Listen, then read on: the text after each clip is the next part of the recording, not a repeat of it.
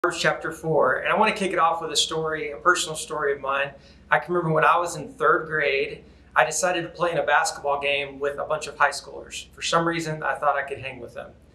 And I remember playing the first quarter and no one passed me the ball. Then I played the second quarter and no one passed me the ball. And then I got to the third quarter and I'm starting to get frustrated. I'm running around, I'm working hard, I'm hustling. Third quarter happens and no one passed me the ball. And I remember when the buzzer sounded in the end of that third quarter, I remember stomping off the court, going outside and just running. And I remember my dad coming behind me and him saying, "Joel, what's wrong? What's wrong?" And I specifically remember me taking off my jersey, slamming it on the ground, and I said the two words you never say in my house growing up: I quit. Those are the words that my dad never let us say. He always told us, Milligans don't quit. And he forced me to put that jersey back on, and he told me I was going to finish the game. Now, why did I tell that story? Well, I was frustrated because I wasn't getting the ball, but there was a deeper issue going on that I didn't really understand when I was in third grade. It was an issue of the heart. I wasn't getting what I wanted, so I was just going to throw in the towel and quit. And many times since third grade, I have had feelings of throwing in the towel.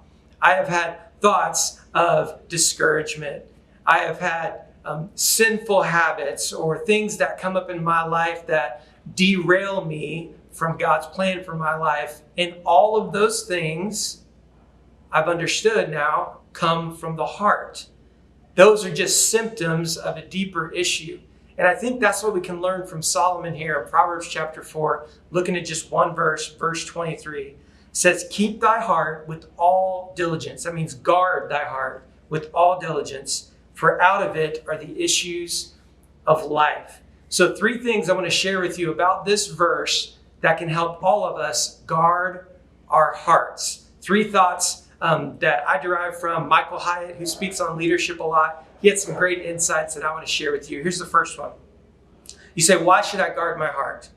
Number 1, nothing's more valuable than the heart. It has extreme value. In fact, why do we put locks on things in our life? Why do we lock our house? Why do we lock our car?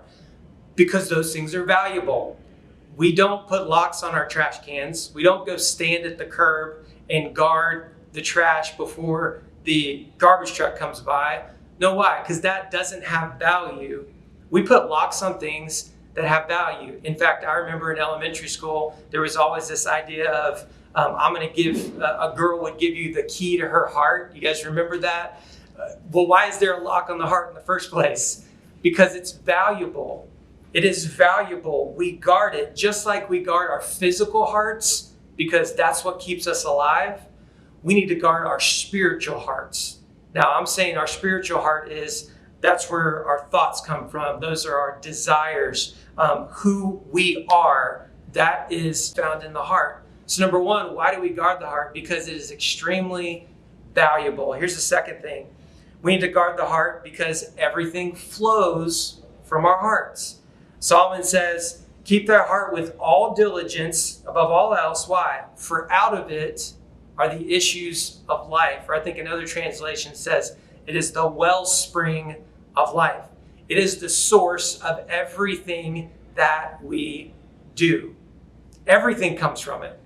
In fact, I remember growing up in Kentucky. I was born in Louisville, Kentucky, not Louisville. You say it, Louisville. And I remember driving around the mountains of Kentucky, and my parents would pull over to the side of the road, and we would get out these empty jugs, and out of the side of a mountain would be this PVC pipe. And there would be water coming out of this PVC pipe. And we would fill up our jugs with water. We would get legit spring water from the side of a mountain. Anyone ever done that? We didn't buy it at the store. But what I didn't understand then that I know now is that water was coming from a source somewhere in the mountain, some river uphill somewhere. And if that source were to either get contaminated or poisoned, or if it was to get clogged up, it would affect everything downstream. That's the same way with our hearts. That when our spiritual hearts are unhealthy, where we want to throw in the towel, or we just want to give up, or we're discouraged, guess what? It affects every part of our life. The things that we say, the way we treat people, it affects our family, it affects our friendships, it affects our career and our ministry. So we should guard the heart because everything comes out of that. It is the source. We need to guard it. Here's the third thing. Our hearts are under attack. I mean, that's what this idea of keep thy heart with all diligence, for out of it are the issues of life. You guard something when it's being attacked. You protect. And just like we would guard our physical hearts, we need to guard our spiritual hearts. Well, you say, who's attacking? Well, John 10:10 gives us a clear picture. It says that the thief, the enemy, the devil, he comes to steal, kill, and destroy. All right. All three of those are attack modes there, right? But what did Jesus? Jesus came to give us life and to give it more abundantly. So every day there is a spiritual battle for my heart and a spiritual battle for your heart. And we've got to guard it because it is under attack by this world. It's under attack by the enemy within, our flesh, our sin nature. But then it's also under attack outwardly by the devil, by Satan himself, because he hates God and he hates anyone who aligns with God. That we are under attack. And he uses all kinds of weapons. So I've got to guard my heart because it's extremely valuable. We need to guard our hearts because it is where everything comes out of. It's the source of everything that we do, but then it's under attack. And that's what Solomon's teaching us here, to keep thy heart with all diligence. And you say, okay, I get that. But what do I need to do to guard my heart? Here's some questions you can ask yourself today as you're on your way to work. Maybe you're at home getting stuff ready for your family. Maybe it's your day off. Here's 3 questions you can ask yourself to decide if you're truly guarding your heart. How do I guard my heart? The first one is this. Am I aligning myself with God's people? Right? Because 2 are better than 1. Do I have a group that I'm a part of? Do I have a local church that people there that encourage me, that challenge me, that hold me accountable? That's how I can guard my heart.